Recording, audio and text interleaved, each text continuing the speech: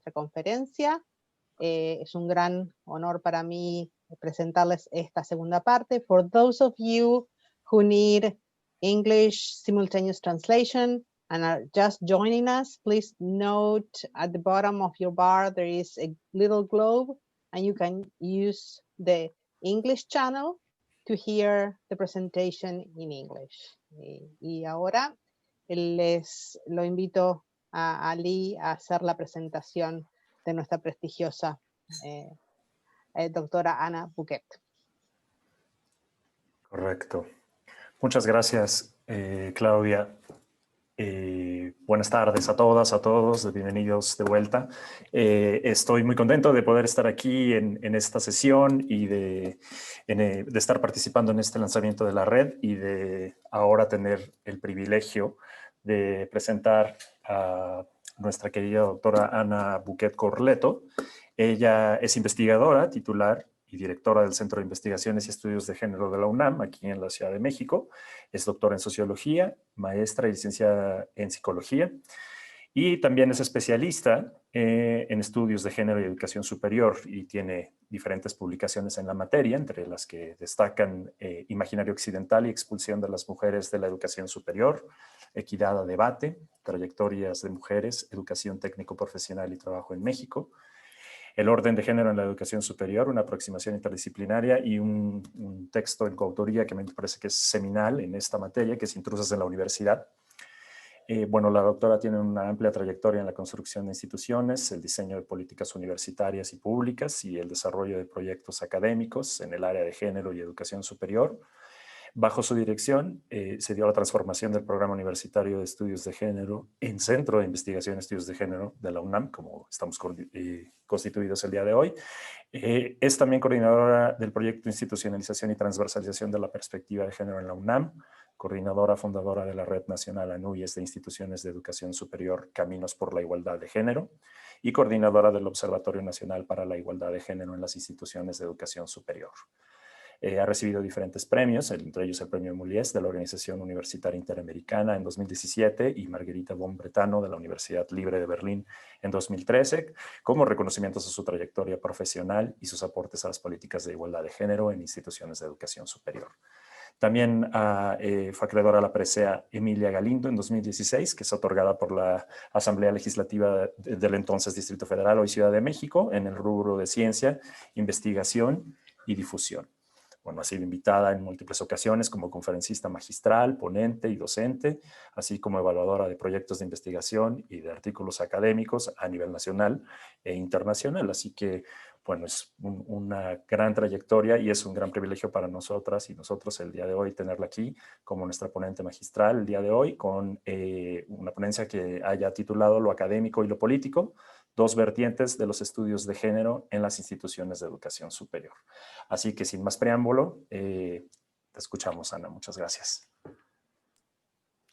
Muy buenas tardes a todas y a todos, a quienes nos siguen por las distintas redes sociales y sistemas virtuales que tenemos ahora. Muchas gracias, Ali, por la presentación. Un saludo y un agradecimiento y felicitación a Claudia, a Asia, a Mneris, a Benjamín por esta iniciativa tan maravillosa de crear esta red latinoamericana interdisciplinaria de género.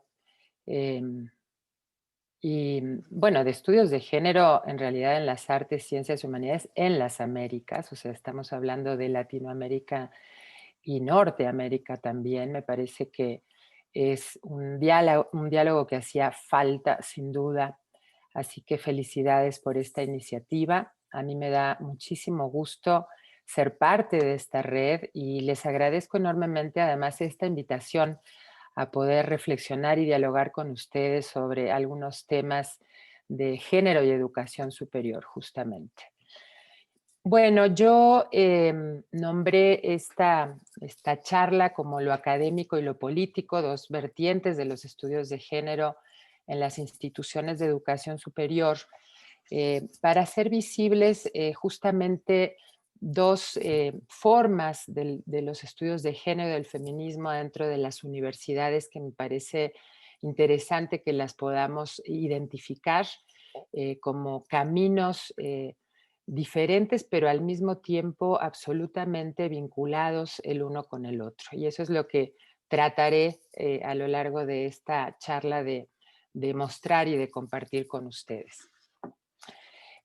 Quisiera empezar con algo que ya se mencionó en la primera sesión de este encuentro, que tiene que ver con la importancia de los estudios de género, y mis colegas plantearon cosas fundamentales, ¿no? Que tal vez yo voy a reiterar un poco. Me parece importante plantear que el feminismo, una de sus grandes contribuciones justamente es el concepto de género para poder analizar y comprender las desigualdades entre hombres y mujeres, y que este campo de estudios nos permite explorar y entender los mecanismos tanto culturales, sociales como subjetivos, o sea, estamos hablando también de las personas que interactúan para preservar un sistema de organización social que históricamente ha mantenido a las mujeres y a las personas sexogenérico diversas en una condición de subordinación. Así que este campo de estudios lo que busca es no solo producir conocimiento, porque produce una enorme cantidad de conocimiento, además en muchísimas disciplinas, ¿no? Yo plantearía que en todas las disciplinas de las ciencias sociales, las humanidades y las artes, y en muchas otras disciplinas vinculadas a las ciencias biológicas y la salud, etcétera. Em, Justamente lo que hace este campo de conocimiento es producir herramientas conceptuales, herramientas metodológicas que permitan transformaciones sociales. O sea, preguntaban en la sesión anterior el hilo conductor de los estudios de género, y recuerdo que Moira y alguna otra de las colegas planteaban que el hilo conductor es justamente la transformación de sociedades que son desiguales, que son injustas, que son excluyentes en sociedades justas, igualitarias e incluyentes, ¿no? Y también los estudios de género son una fuente fundamental para el diseño y la implementación de políticas públicas, justamente para poder generar estos cambios en las sociedades y en las instituciones, y yo voy a hablar de esto más adelante. Y otra cosa que me interesa resaltar, y lo retomó la doctora Lucía Sichea con mucha claridad, es que desde este campo de estudios se producen críticas tanto éticas como epistemológicas al androcentrismo con que se ha construido la ciencia moderna. Así que sin duda los aportes del feminismo y los estudios de género son múltiples y son fundamentales para transformar a nuestras sociedades. En la dimensión académica quiero abordar tres aspectos, básicamente. Que se trata además, cuando yo hablo de la dimensión académica, estamos hablando de la producción y la transmisión del conocimiento. Y en este sentido destaco a la investigación, a la formación de recursos humanos y a la docencia. La investigación en las instituciones de educación superior, desde el feminismo y los estudios de género, ya lo he dicho, es fundamental. Y lo que desde mi punto de vista tiene que haber en las instituciones de educación superior es una masa crítica en feminismo y estudios de género, que es desde donde se produce el conocimiento. O sea, esto quiere decir que las universidades tienen que tener especialistas en este campo para poder investigar, para poder analizar, para poder comprender esto que planteé al principio, todos estos mecanismos que actúan de manera coordinada, digamos, para producir un sistema de jerarquización, de subordinación, de opresión, basadas en relaciones de poder, y para ello necesitamos gente que esté preparada para hacer este tipo de investigaciones.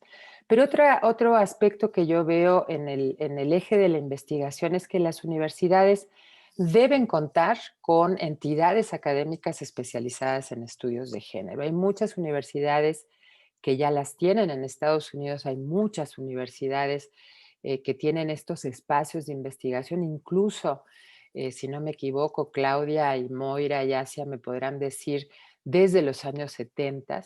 Aquí en México y en América Latina, la creación de estos espacios empieza básicamente en los 90 y son espacios fundamentales porque tener una planta académica especializada en estudios de género, recursos financieros y materiales, permite pensar y plantear cuáles son las líneas de investigación prioritarias para atender, para analizar los problemas sociales que requieren de atención desde la política pública y desde distintas dimensiones, digamos. Una cosa que quiero plantear como un paréntesis, digamos, de esta charla es que la creación de centros, institutos en estudios de género, en feminismo, etcétera, siempre ha enfrentado grandes resistencias y obstáculos en las instituciones de educación superior.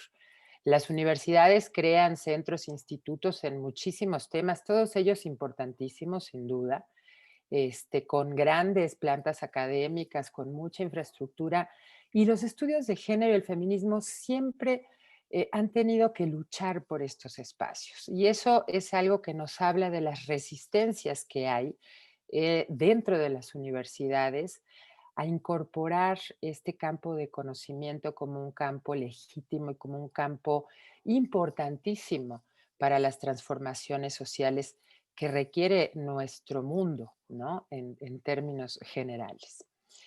Otro tema en la investigación que a mí me parece fundamental es que el personal académico que se dedica a producir conocimiento en este campo no debe estar solamente en la entidad especializada, sino que debe haber investigadoras e investigadores en prácticamente todos los centros y los institutos, sobre todo del área de las ciencias sociales, las humanidades y las artes, pero insisto, también en áreas científicas como la biología, la medicina, etcétera, ¿no? Para que desde todos los espacios y desde todas las disciplinas se pueda investigar con perspectiva de género, porque yo quiero insistir en esto, lo dijo Lucía Sicha también en la sesión de la mañana, producir conocimiento sin considerar la perspectiva de género, desde mi punto de vista, es un conocimiento sesgado, es un conocimiento que no está considerando a la totalidad de las personas que son parte de ese conocimiento, ¿no?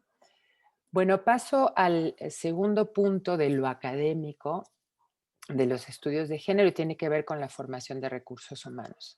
En las universidades tiene que haber personas que investiguen, pero también esas personas tienen que formar a otras personas para que, digamos, vayamos renovando las generaciones de especialistas en feminismo y estudios de género. Y esto las universidades lo tienen que hacer básicamente a través de posgrados, ¿no? Yo considero en particular la necesidad de un posgrado en estudios de género altamente especializado con maestría y doctorado y especialidad también. Eh, pero también creo que tiene que haber especializaciones en las distintas disciplinas, ¿no? Esto quiere decir que además de una maestría y un doctorado en estudios de género, en la UNAM estamos a punto de llegar a este momento tan anhelado que es tener un programa de posgrado en estudios de género. Otras facultades, otras escuelas también deben y pueden tener especializaciones en sus disciplinas, por ejemplo, en Derecho, en Economía. La doctora Alicia Girón habló de la economía feminista, ¿no? Eh, entonces, no dejarlo todo centrado solo en un posgrado, sino, digamos, transversalizar la formación de posgrado en distintas disciplinas en la universidad. Y para mí otro elemento fundamental de lo académico, de los estudios de género y del feminismo es el desarrollo de tesis con perspectiva de género. Y no estoy hablando solamente de las tesis que se pueden producir en este posgrado de estudios de género, sino primero tesis incluso de licenciatura, ¿no? En cualquiera de las disciplinas de la universidad, ¿no? Y tesis de maestría y doctorado también en otras áreas, ¿no? No solamente en un posgrado especializado en estudios de género, sino en maestrías y doctorados de diversas áreas del conocimiento. Y sin duda apostar también a programas y becas postdoctorales para seguir formando y especializando cada vez más a las personas que están interesadas en este tema. Y por último, dentro de lo académico, me gustaría plantear el eje de la docencia. La docencia me parece que es fundamental que se establezca un lineamiento en las universidades para que se incorpore la perspectiva de género en todas las carreras universitarias.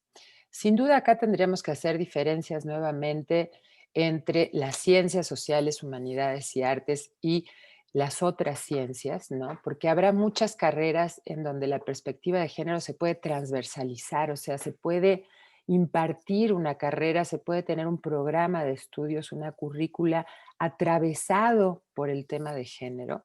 Yo me imagino, por ejemplo, la carrera de Derecho, la carrera de Psicología. Hay muchas carreras en las que realmente habría que considerar esta perspectiva prácticamente en todas sus materias, pero las carreras que no, deberían de tener por lo menos una materia obligatoria.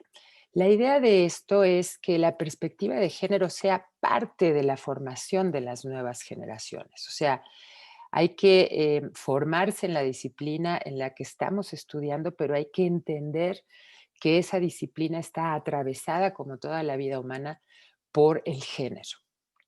Y otro aspecto que me parece fundamental en la docencia es el ejercicio docente. Tiene que ver con las actitudes, los comportamientos y las prácticas de las y los docentes frente al alumnado. Sabemos perfectamente por muchísimas investigaciones que se hacen en la educación superior que hay todo tipo de prácticas discriminatorias, ¿no?, dentro de los salones de clase y algunas de acoso y de hostigamiento. Entonces es muy importante que la planta docente de las universidades sea sensibilizada, sea capacitada para eliminar prácticas y comportamientos discriminatorios o de acoso y de hostigamiento. Y también yo creo que el personal docente tendría que revisar sus contenidos, los materiales que usa en su materia, porque seguramente están con este sesgo de no incluir y no comprender la experiencia humana en su conjunto en la disciplina que están impartiendo. Yo pienso que, digamos, la parte académica de los estudios de género está básicamente contenida en estos tres aspectos, ¿no? En la investigación, la formación de recursos humanos y la docencia. Se podrían desagregar mucho más, pero no tenemos tanto tiempo para, digamos, profundizar en cada uno de estos temas. Y voy a pasar a la parte política de los estudios de género en las instituciones de educación superior. Y quiero insistir que la parte académica y la parte política están completamente vinculadas y articuladas, o sea, una funciona a partir de la otra. Lo político, desde mi punto de vista, es la posibilidad de transformar a las instituciones de educación superior, porque desde el feminismo y los estudios de género, nos hemos ocupado de analizar todo tipo de desigualdades en todos los ámbitos sociales, pero hace poco tiempo realmente nos hemos ocupado de entender que adentro de las universidades también se producen una enorme cantidad de desigualdades de género. Entonces, lo político, desde mi punto de vista, tiene que ver con la transformación de las instituciones de educación superior, transformarlas en comunidades más justas, más igualitarias y más incluyentes y mejores universidades. Y de eso voy a hablar un poco más adelante. Y para esto lo que hay que hacer es conocer cuáles son las desigualdades de género que se producen en las instituciones de educación superior, y para conocer estas desigualdades estamos hablando de la investigación, o sea, de lo académico de los estudios de género. Entonces, el vínculo entre lo académico y lo político es permanente, como ustedes podrán ir notando a lo largo de esta charla. No voy a hablar de las investigaciones que se hacen en educación superior sobre las desigualdades, pero quiero plantear en términos generales cuáles son las desigualdades que se producen en las instituciones de educación superior. Y yo las ubico en dos dimensiones diferentes. Hay desigualdades que podemos investigar con cierta facilidad si las instituciones nos dan la información que requerimos, que las planteo como las desigualdades en cifras. Son desigualdades que podemos medir, que podemos hacer visibles con mucha claridad a través de la propia información de las instituciones. Y estas desigualdades son básicamente distintas formas de segregación por sexo que hay en las instituciones de educación superior. Una de estas formas de segregación es la segregación horizontal, que tiene que ver con la división sexual del conocimiento, de las actividades y de los espacios. Retomo nuevamente algo que planteaba Lucía Sicha en la sesión de la mañana, y es los enormes obstáculos que enfrentan las mujeres para incorporarse a ciertas áreas del conocimiento. O sea, sabemos que en ciencias físicas, matemáticas e ingenierías, la proporción de mujeres no sube del 20%, ¿no? Entonces, a eso le llamamos segregación horizontal, o por ejemplo, que la población estudiantil se divide.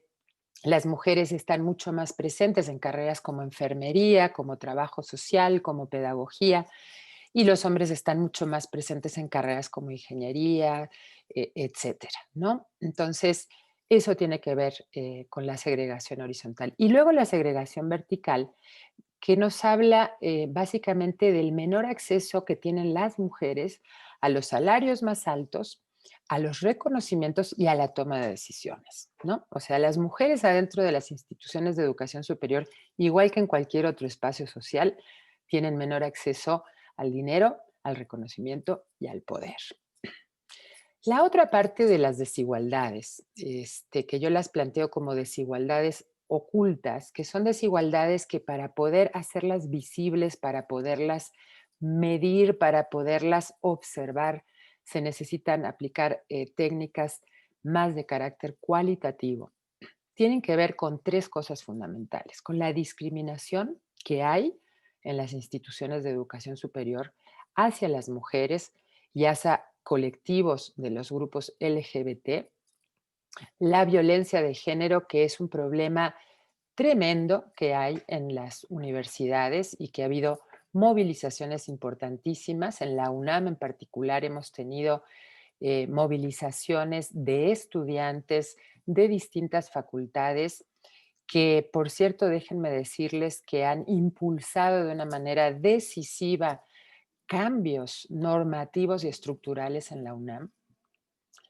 Em, y la otra forma de desigualdad oculta, que para mí es muy importante y que de esto habló la doctora Alicia Girón, es la división sexual del trabajo, ¿no? Y es que tiene que ver con que la sociedad ha depositado en las mujeres las responsabilidades de la vida familiar, las responsabilidades domésticas, las responsabilidades de cuidado, como decía Alicia, em, la reproducción social, ¿no? La reproducción de la fuerza de trabajo. O sea, el mundo y la economía ha dividido el trabajo remunerado y el trabajo no remunerado. Y el no remunerado le toca a las mujeres, y además de no ser remunerado, no es reconocido y es muy desgastante.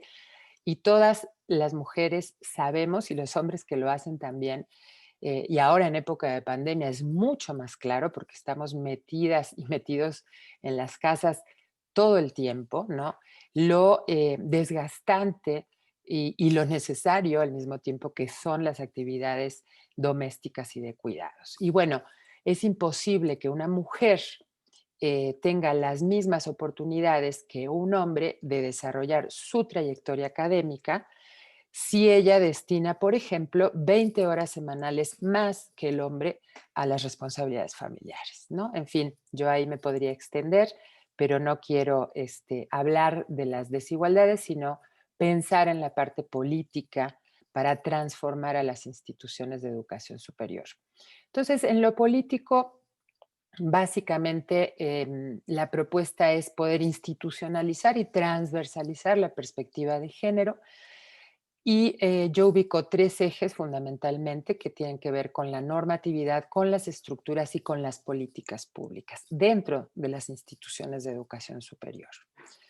Entonces, respecto a la normatividad, hay algo que está muy claro y es que las universidades tendrían que armonizar sus legislaciones, toda su normatividad, en función de los más altos estándares nacionales e internacionales de los derechos humanos y de la igualdad de género. Sabemos que todo el cuerpo normativo, toda la legislación universitaria, en muchas universidades tienen muchos años, décadas, muchas décadas, y que para nada están considerados estos temas, ¿no? Entonces, es fundamental hacer este proceso de armonizar la legislación universitaria con los temas de derechos humanos e igualdad de género. Pero además de tener una legislación en estos términos, ¿no? Atravesada por la perspectiva de género, por las condiciones que se vive adentro de estas comunidades de desigualdad, es necesario crear también normativa específica, ¿no?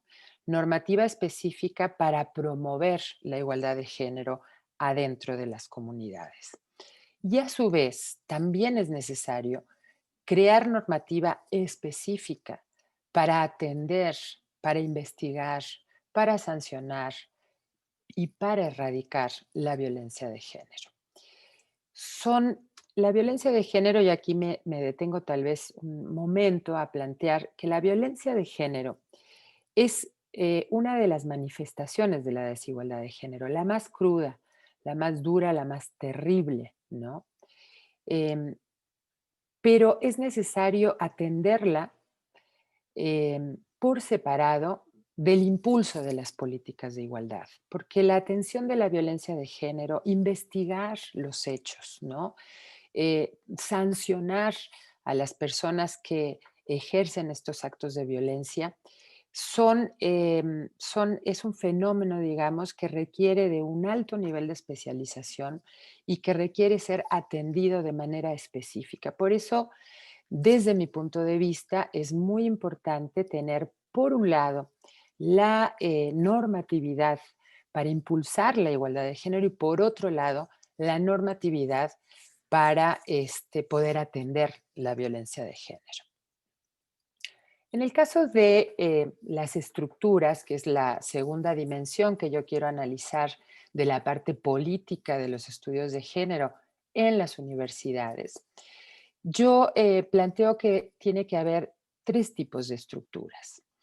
Las estructuras académicas, y entonces acá volvemos al vínculo entre lo académico y lo político, ¿no? Pero sin duda las estructuras académicas, y a esto me refiero, por ejemplo, con la entidad académica especializada en investigar desde el campo de los estudios de género y el feminismo, pues las estructuras académicas son las que alimentan, ¿verdad?, la parte política.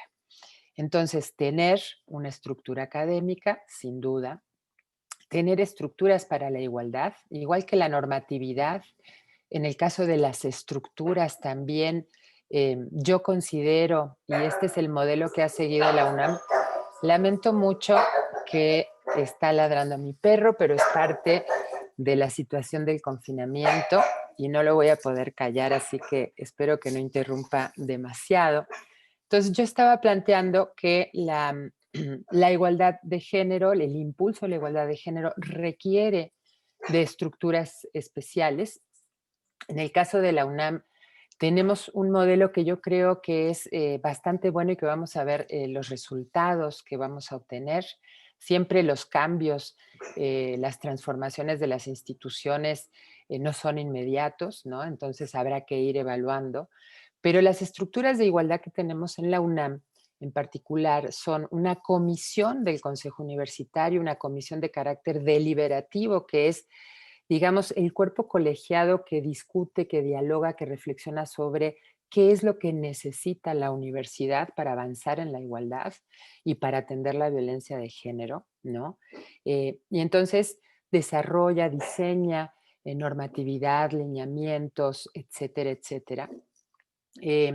Tenemos a su vez una instancia central para impulsar la igualdad de género, o sea, esta es una coordinación, la Coordinación para la Igualdad de Género en la UNAM, que es una instancia más de carácter operativo, o sea, es la instancia que puede implementar las políticas de igualdad, porque como cualquier política pública, la igualdad de género requiere implementarse, ¿no? Y por el tamaño de la UNAM, que es enorme, estamos hablando de una universidad que somos cerca de 400,000 personas, ¿no? Con muchísimas sedes, con muchísimas entidades académicas, necesitamos instancias locales, ¿no? Instancias locales que puedan ser operativas y deliberativas, deliberativas en el sentido de qué necesita nuestra comunidad en particular, ¿no? Por ejemplo, la Facultad de Ingeniería seguramente tiene problemas de género diferentes a los que tiene la Facultad de Psicología. Pero además esta comisión interna, sobre todo, va a tener la función de operar la política institucional de género adentro de su comunidad, ¿no? Una universidad tan grande como la nuestra no puede sostener todo este proceso de transversalización desde una instancia central, ¿no? Sino que hay que, en ese sentido, descentralizar y tener en las distintas entidades académicas y dependencias administrativas estos espacios que impulsen la política. Y en tercer lugar, sobre las estructuras, se requieren estructuras específicas para prevenir, atender, investigar, sancionar y erradicar la violencia de género. Y en este caso, y también ocurre así en la UNAM, y me parece que es muy importante, las instancias de atención de la violencia de género tienen que ser autónomas. Esto lo que yo quiero plantear es, no pueden depender de la administración central ni del rector o la rectora, de la rectoría, digamos, porque puede haber conflictos de intereses, ¿no? Entonces, tener una instancia autónoma en este sentido, en el caso de la UNAM es la Defensoría de los Derechos Universitarios, la igualdad y la atención a la violencia de género, y su titular es nombrada por el Consejo Universitario.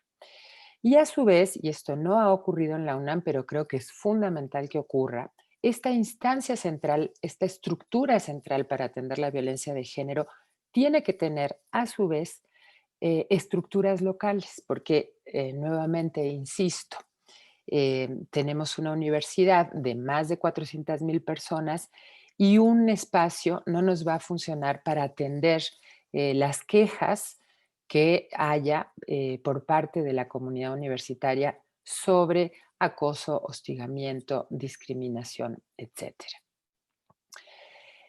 Por último, en la dimensión que estoy planteando, la parte política de los estudios de género en las universidades, me voy a referir a las políticas públicas, a las políticas institucionales de género. Las universidades deben de contar con una política institucional de género porque esa va a ser la base y la plataforma de qué universidad queremos tener, que considere y que mantenga condiciones de igualdad entre todas las personas que integran esta comunidad.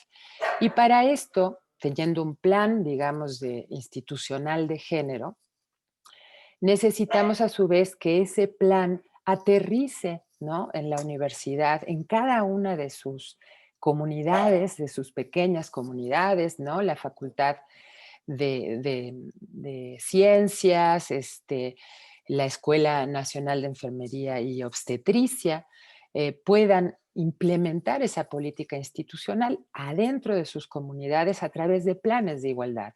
Los planes de igualdad son fundamentales porque a través de los planes podemos establecer los objetivos que queremos conseguir, las metas que tenemos, metas específicas para alcanzar en periodos específicos, ¿no? Y a su vez, un tercer elemento de la política institucional tiene que ver con un sistema de evaluación. Si vamos a implementar una política institucional y vamos a desarrollar planes de igualdad, pues tenemos que saber si esos planes están produciendo los efectos esperados dentro de cada una de las comunidades. Por lo tanto, las universidades también tienen que contar con un sistema de seguimiento, de monitoreo, de evaluación de la implementación de la política institucional de género. ¿Qué acciones se pueden impulsar dentro de las universidades? Voy a nombrar muy pocas, habría muchísimas para plantear. Voy a nombrar algunas de ellas. Sin duda, disminuir las tendencias de segregación vertical y horizontal, ¿no? Muy claramente, en casos necesarios hay que hacerlo con acciones afirmativas, ¿no? Esto quiere decir que hay que empujar, por ejemplo, la incorporación de las mujeres en espacios en donde están escasísimamente representadas. Por otro lado, para mí un elemento fundamental es eliminar los sesgos de género en todas las evaluaciones académicas en particular para ingreso, para promoción, premios, reconocimientos. Hay muchos estudios y sabemos que hay sesgos de género en la evaluación académica, que es una forma de discriminación y un obstáculo más que tienen que enfrentar las mujeres para sus trayectorias académicas. Sin duda, combatir la discriminación y la violencia de género, esa es una acción fundamental. Otra me parece muy importante es fomentar una cultura de la corresponsabilidad en el ámbito familiar.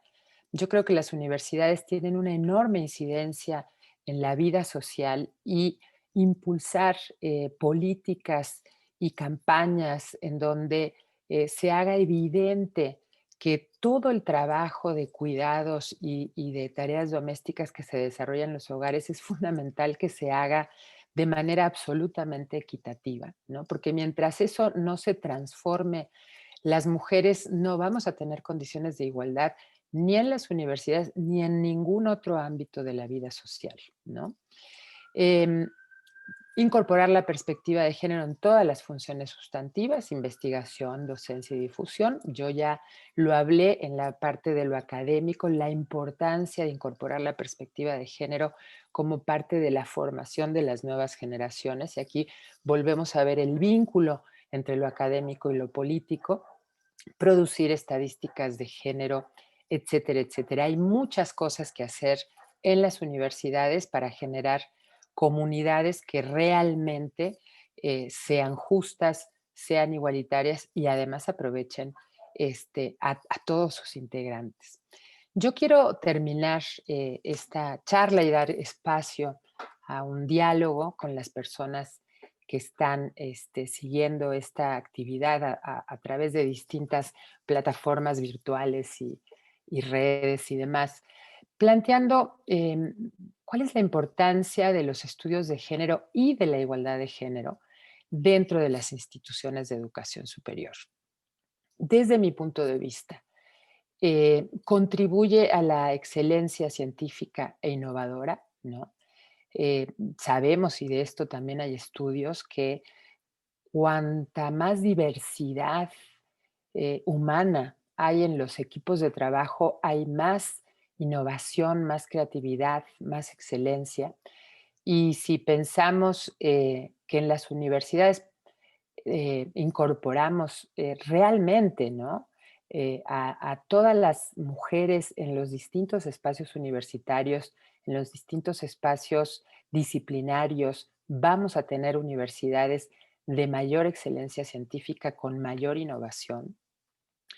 También los estudios de género, el feminismo y la apuesta a la igualdad de género en las universidades lo que hace es aprovechar al máximo el capital humano y el talento de las personas, ¿no? Y además utilizar los recursos que ya se han invertido en la formación, en la alta especialización de una enorme cantidad de mujeres que luego de estar altamente especializadas no se pueden incorporar a ciertos espacios por el techo de cristal, ¿no? Por la discriminación, porque tienen encima las labores domésticas y de cuidado, en fin, por muchísimas razones. No se puede aprovechar este enorme talento y esta capacidad y esta especialización en la que ya se invirtió, además, porque sabemos que hay una enorme cantidad de mujeres haciendo maestrías, doctorados, postdoctorados y especializándose a muy altos niveles, ¿no? Otra cosa muy importante desde mi punto de vista es que la igualdad de género en las instituciones de educación superior mejora los ambientes institucionales y además previene la violencia de género, ¿no? O sea, por eso insisto, em, impulsar la igualdad de género siempre va a ser un mecanismo importantísimo para prevenir la violencia de género. Y otra cosa que me parece fundamental es que propicia, coadyuva a un cambio cultural adentro de las comunidades, un cambio cultural que es muy, muy importante. Y además este cambio cultural producido adentro de las universidades, adentro de todas las instituciones de educación superior, va a incidir de manera muy positiva en la transformación de la sociedad en su conjunto, porque tenemos que pensar que las instituciones de educación superior son espacios de construcción de ciudadanía. Con esto termino para abrir el diálogo con las personas que están participando de este evento. Muchísimas gracias por su atención. Muy bien. Muchas gracias, Ana, por esa excelente charla. Hay un par de comentarios de las personas que están siguiendo el evento. Bueno, mandan saludos desde diferentes partes, en Acapulco, en Puebla, acá en México. Una felicitación para la doctora Bouquet. Dice Fabiola Teresa Vargas, muy de acuerdo con Ana Bouquet, un cuarto nivel sería el presupuesto, importante para la operatividad del sistema. ¿Qué opinión tiene sobre este punto y qué disposición hay en las estructuras universitarias de ser parte del presupuesto? Dice Fabiola Vargas.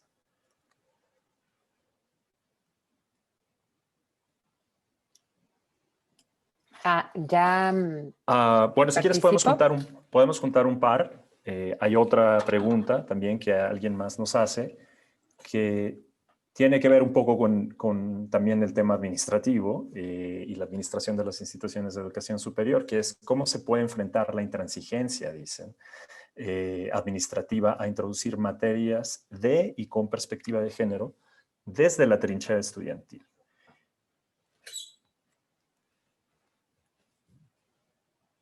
También, bueno, Marilu Aguirre dice exactamente, hay más excelencia conforme incorporamos a más personas. Muchas gracias, Ali. Y bueno, vuelvo a pedir una disculpa porque ladró mi perro durante algunos momentos. Es parte de esta vida en confinamiento y lo lamento mucho. Pero si me ponía a callar al perro tenía que dejar de atender este espacio, entonces lo siento.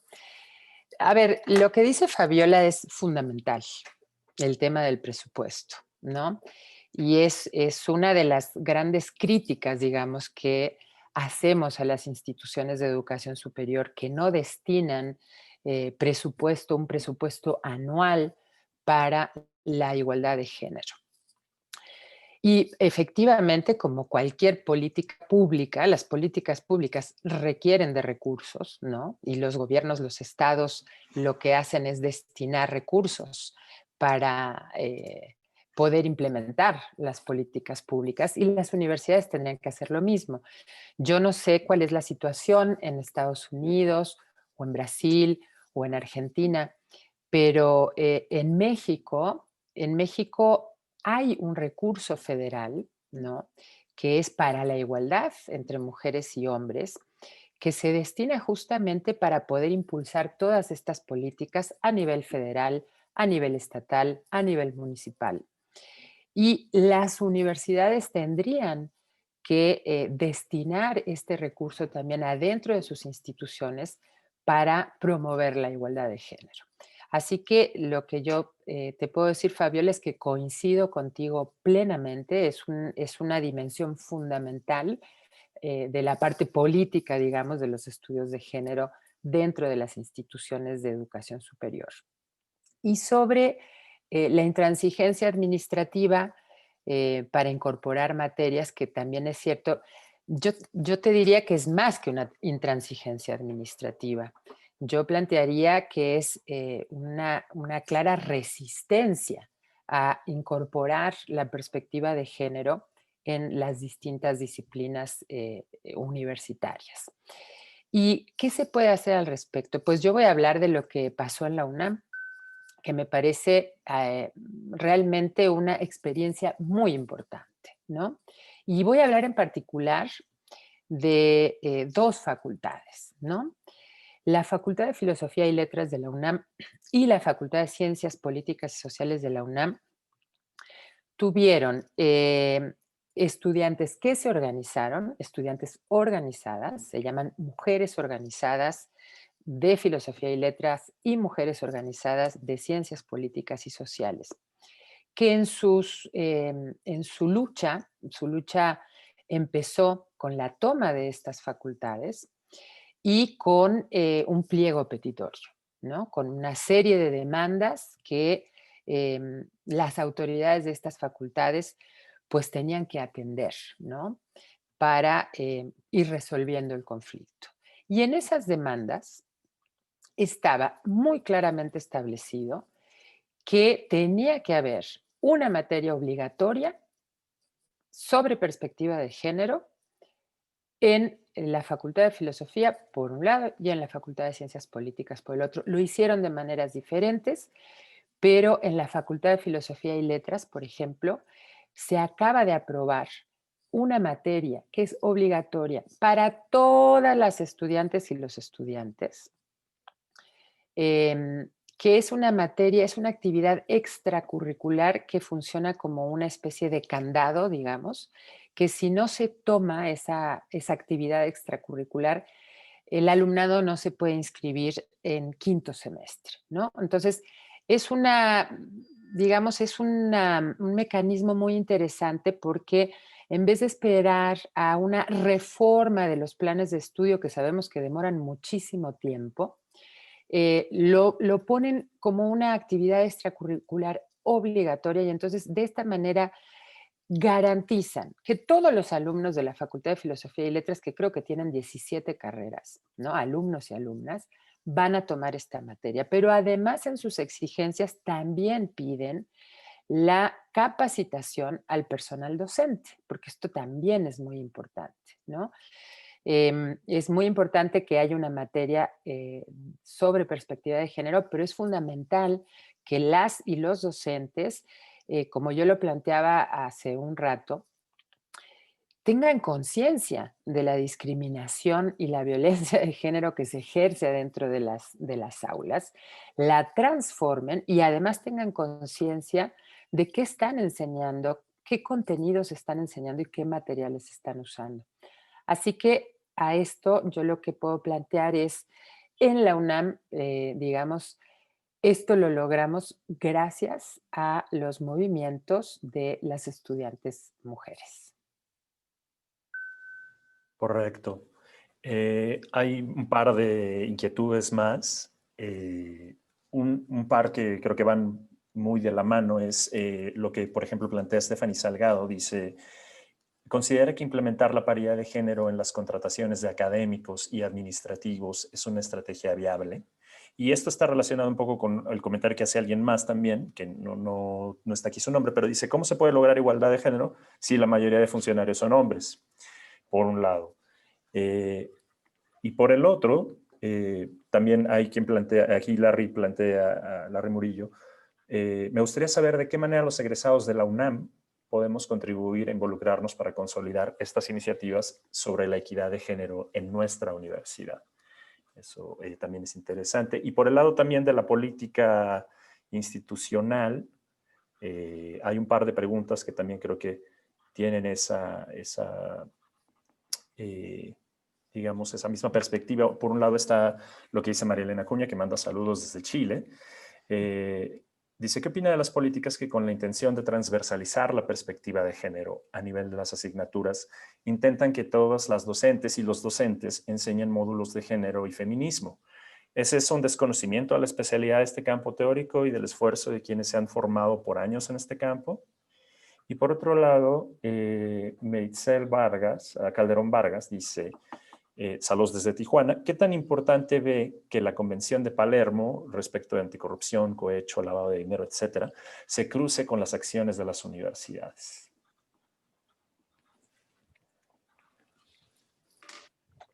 Muy bien, pues muchas gracias por todos los comentarios y las preguntas. Voy a tratar de contestarlas un poco en conjunto para no pasarnos demasiado del tiempo. Creo que estamos un poco cercanas a terminar con esta actividad.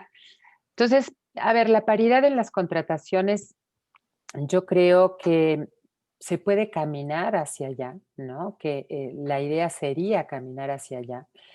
No en todos los espacios va a ser posible en este momento, ¿no?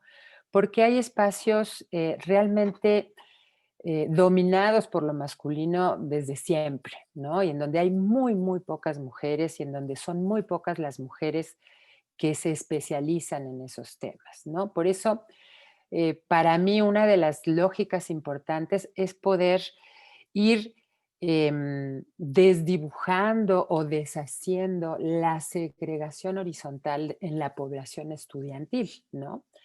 Empujar ahí a que las jóvenes tengan más entusiasmo por incorporarse a ciencias que tradicionalmente han estado dominadas por los hombres, ¿no?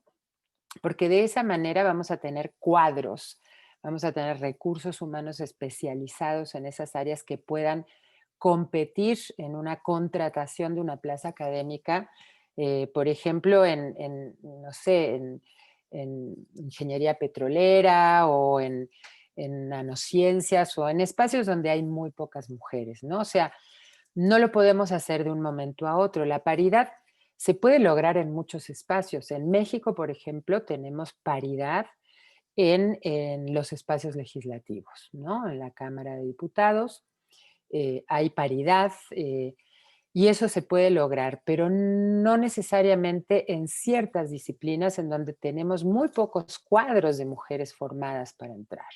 Lo que sí hay que hacer es alentar que todos esos cuadros que ya están formados entren, ¿no? Lo que es una tragedia es que de repente en un concurso de oposición abierto para una plaza en física nuclear, ¿no?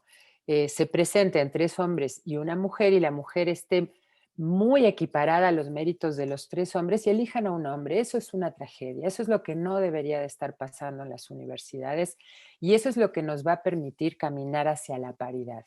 Y en el caso administrativo, yo creo que se podría lograr la paridad, que tendría que ser una política, tendría que ser parte de la política institucional de género de las universidades, porque ahí tenemos un gran problema y es que los cargos directivos, los cargos de toma de decisiones están ocupados principalmente por hombres, ¿no? Y eso, ahí sí creo que tenemos recursos humanos suficientes de mujeres para ocupar estos cargos en las universidades. Ahí creo que se podría hacer de inmediato, que no habría que esperar en ese sentido. Y efectivamente, y aquí retomo la otra preocupación, o sea, mientras, digamos, el poder de las instituciones de educación superior esté en las manos de hombres o de mayoritariamente hombres, pues con mucha más dificultad vamos a poder transformar a estas instituciones. Por eso, uno de los pasos que hay que dar es que las mujeres accedan a estos cargos de toma de decisiones. Y en este sentido, hay muchas fórmulas, pero pensemos en alguna, ¿no? Pensemos, por ejemplo, en la UNAM, en la Facultad de Arquitectura, nunca ha habido una directora mujer. ¿Qué se puede hacer para que haya una directora mujer en la Facultad de Arquitectura? Pues que la terna para elegir a la directora o al director de la Facultad de Arquitectura sea de 3 mujeres, ¿no? Y ahí eliminamos la posibilidad de que no quede una mujer en un nuevo periodo de la Facultad de Arquitectura. Esas son las acciones afirmativas, que son acciones afirmativas siempre de carácter temporal, ¿no? Las acciones afirmativas no son de carácter permanente, es para poder romper un poco el desequilibrio histórico que hay de la participación de las mujeres en ciertos espacios de la universidad. Y bueno, ¿cómo contribuimos egresadas, egresados? Yo creo que podemos contribuir con nuestras prácticas cotidianas en todos los espacios donde nos movemos, ¿no? Hombres y mujeres adentro de nuestras casas, en nuestro espacio de trabajo, en el espacio público, en las calles, en los transportes, podemos contribuir a esta transformación con un cambio interno, ¿no? Creo que también esto se mencionó cuando hablamos de las subjetividades, ¿no? Y cómo el orden de género, cómo el patriarcado, la dominación masculina, como la queramos llamar, este, actúa a través de cada una y de cada uno de nosotros, a través de nuestras identidades, a través de nuestras subjetividades. Entonces, la transformación individual es fundamental para una transformación global, para una transformación colectiva. Así que cambiando las relaciones de desigualdad que podemos estar sosteniendo con la pareja, con hijas, con hijos, con amigues, ¿no? Me parece muy, muy importante. Y bueno, transversalizar el tema de género no quiere decir que todos los cursos de todas las carreras sean sobre feminismo y estudios de género, no, para nada. Quiere decir que, por ejemplo, si en una materia que damos sobre lo que ustedes quieran, sobre historia, sobre derechos, sobre identidades, psicología, por ejemplo, veamos la bibliografía que estamos poniendo. Capaz que estamos dando a leer a puros hombres que han desarrollado seguramente ideas muy valiosas, importantes, pero también habrá mujeres que han desarrollado teórica y conceptualmente un montón de cosas que no se están considerando en la bibliografía, por ejemplo, ¿no? Esa es una forma de transversalizar el género. Entonces, la idea es no nos vamos a salir de la materia ni de la disciplina que estamos impartiendo, pero la vamos a mirar desde la perspectiva de género para entender cuál es la participación de las mujeres dentro de eso que estamos enseñando, ¿no? Y sobre la Convención de Palermo, o sea, yo pienso que las instituciones de educación superior deben de estar al día con todos los avances en temas de justicia, en temas de igualdad, en temas de combate a la corrupción, de combate al crimen organizado. Para eso están las universidades en el mundo, para analizar a profundidad los grandes problemas sociales que enfrentamos y aportar elementos desde lo académico, desde lo conceptual, desde lo metodológico, desde lo epistemológico, para poder transformar a las sociedades en sociedades mejor, en sociedades en donde todas y todos tengamos mucho más bienestar.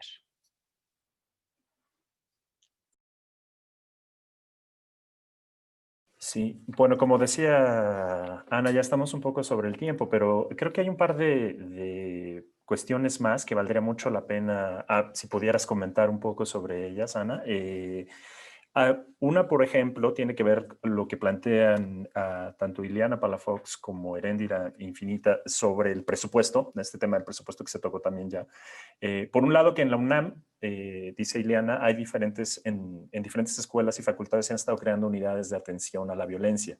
Es posible que ellos accedan a este presupuesto federal que mencionaste, dice Ileana, y Heréndira también dice, ¿cómo sumar a las universidades estatales a estudiar la violencia de género cuando no se tiene presupuesto, ¿no? Me parece que en México la materia está centralizada como los recursos, dice Heréndira. Y por otro lado, otra cosa que me parece muy, muy interesante es lo que plantea Abraham Nieto, que dice, ¿cómo se podría vincular este análisis de exclusión por razones de género a cuestiones de diferenciación basada en razones de preferencia sexual e identidades de género disidentes? Yo creo que si nos puedes dar un comentario rapidito sobre esto, podríamos ir cerrando ya con eso. Muy bien, muchas gracias, Ali. Ileana y Heréndira, bueno, es un tema como especializado, el tema de los recursos, ¿no? De lo que se llama el anexo 13 en los recursos, en el presupuesto de egresos de la Federación, que es donde está la bolsa de dinero para la igualdad entre mujeres y hombres. Y tiene mucho que ver las universidades, si son autónomas, si son públicas, si son estatales, si son privadas, etcétera, etcétera. Pero sí es un recurso, digamos, las universidades autónomas, lo que deberían de plantear es desde su inicio, disculpen ustedes, es que cada vez que tocan el timbre, han venido a tocar el timbre 3 veces a mi casa en este momento, pues mi perro guardián ladra y me defiende. Lo siento mucho. Entonces, lo que deberían de hacer las universidades públicas, ¿no? Que reciben dinero público, es desde que piden su presupuesto anual, considerar en ese presupuesto una parte del presupuesto para atender las políticas de igualdad de género y de atención a la violencia de género. En el caso de la UNAM, evidentemente ya se está haciendo, porque crear la coordinación para la igualdad de género es una inversión en recursos, ¿no? En recursos humanos y en las actividades que están desarrollando. Entonces, sí lo tienen que hacer las universidades, tienen que etiquetar recursos para impulsar la igualdad de género.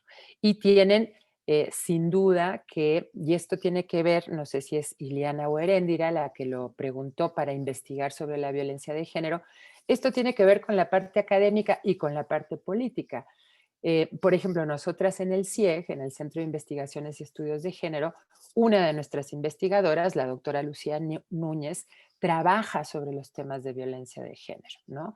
El CIEG digamos, decidió desde su consejo interno, su cuerpo colegiado, que la violencia de género es una línea de investigación prioritaria y por lo tanto destinamos recursos de este centro para que se investigue ese fenómeno que hay que acabar con él, ¿no?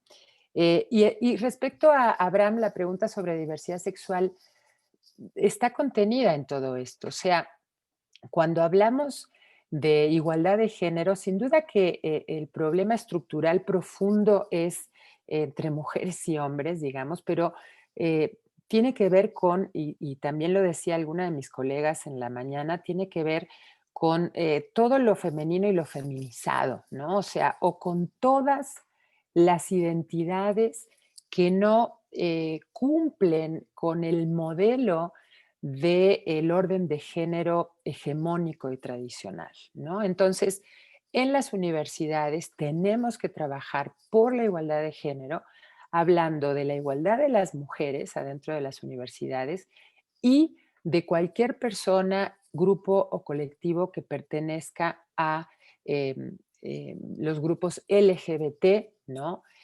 Cualquier identidad sexogenérica que no sea, digamos, que no cumpla con la expectativa del modelo de género hegemónico. O sea, lo que buscamos desde los estudios de género es la participación amplia y absoluta de todas las personas, sin importar la identidad de género, la orientación sexual, etcétera, etcétera. Y en ese sentido, desde el CIEG estamos trabajando también en eso, adentro de las instituciones de educación superior, porque necesitamos conocer a esas personas, a esos grupos, a esas poblaciones, saber qué se necesita, qué hay que hacer. Entonces, en las encuestas que estamos levantando para entender las desigualdades de género en las instituciones de educación superior, estamos preguntando la identidad de género, la orientación sexual y tener estos elementos para que las políticas estén orientadas a la inclusión, a la igualdad y a la justicia de todas las personas que conformamos esas comunidades. De acuerdo. Pues muchas gracias, Ana. Y gracias también a las demás personas que mandaron sus comentarios y sus preguntas. Se quedaron un par ahí en el tintero, pero bueno, nada más decir, están de acuerdo con lo que se citaba sobre el currículum y cómo está también masculinizado, etcétera. Y por ahí también Erendira Sánchez dice, me alegraré cuando haya la primera rectora de la UNAM. Bueno, yo me alegraré también bastante. Todas nos alegraremos, ¿no? Seguramente. Muy bien. Pues muchas gracias, Ana. Muchas gracias por tu lucidez, por Verdadero tu claridad. placer, la verdad, con muchísimo gusto. Yo quiero mandarles saludos a todas, a todos, a todes que están en distintas ciudades y en distintos países. Me dio muchísimo gusto y me hubiera encantado verlas y verlos, pero así estamos en esta época de confinamiento. Muchas gracias. Así es. Bueno, será para nuestra próxima reunión, ¿cierto, Claudia?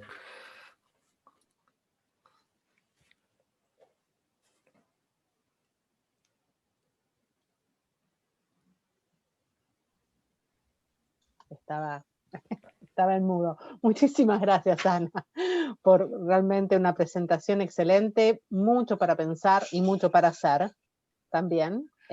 Pero bueno, para eso estamos, para generar el diálogo y la fuerza que hace falta para mover las estructuras que nos encierran. Muchísimas gracias.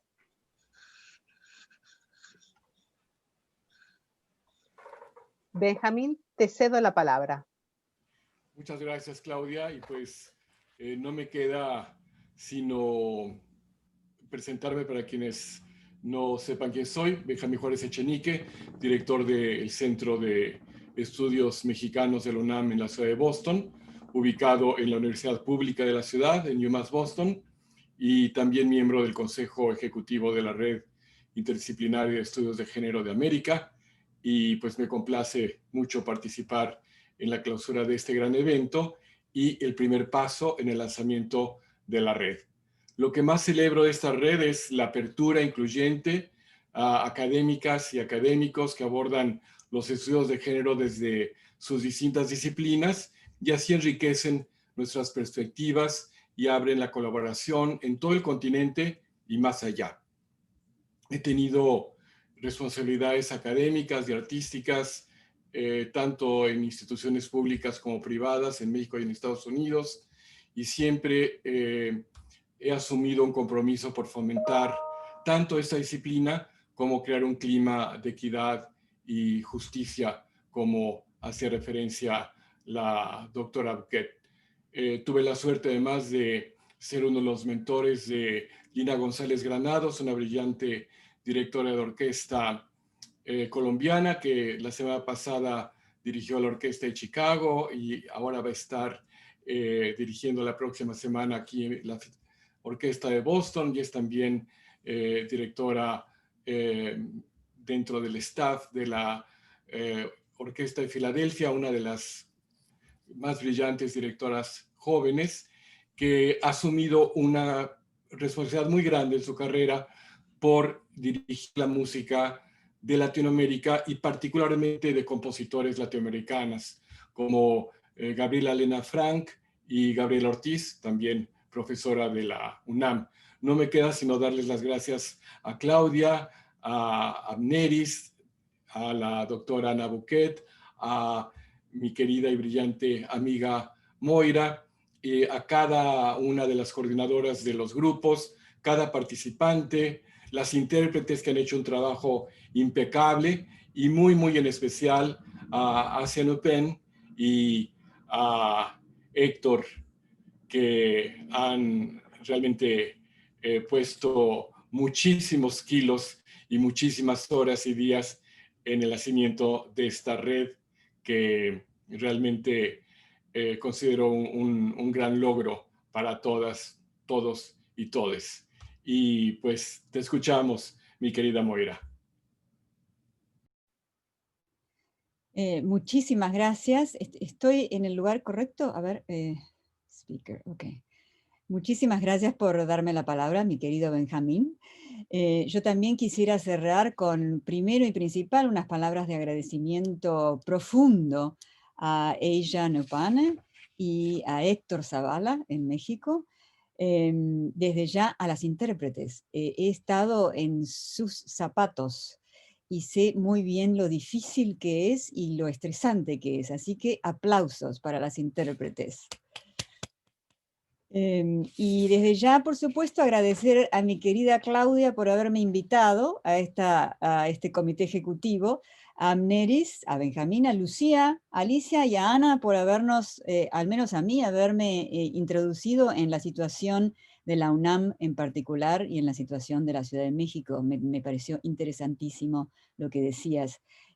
Voy a rescatar rápidamente algunas cosas y terminar con 3 palabras claves que me parecen que han surgido a lo largo del día.